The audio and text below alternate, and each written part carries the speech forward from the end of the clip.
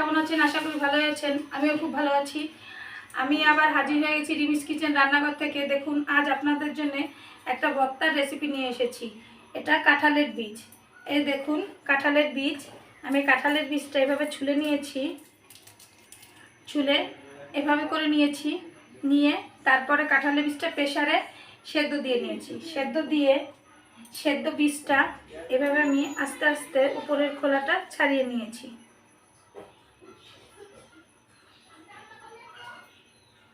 উপরের খোলাটা ছাড়িয়ে এরকম করে নিয়েছি। এবার আমি এটা পাটায় বেটে নেব।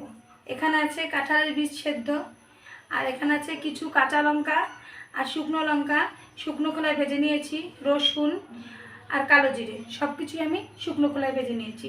এবার দেখুন রেসিপিটা কিভাবে তৈরি করব। প্রথমে আমি এগুলোর ভেতরে একটু লবণ দিয়ে বেটে নেব।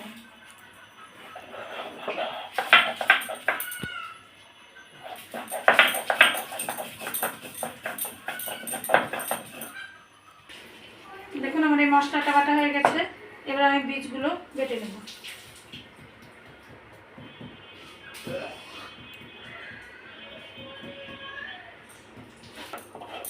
এবার আমি এটা সুন্দর করে বেটে নেব। বীজটা শুকনো শুকনো হয়, এই জন্য বেশি মশলা বাটার মতো ওরকম হবে না। আবার বাটাটা হয়ে গেছে দেখুন।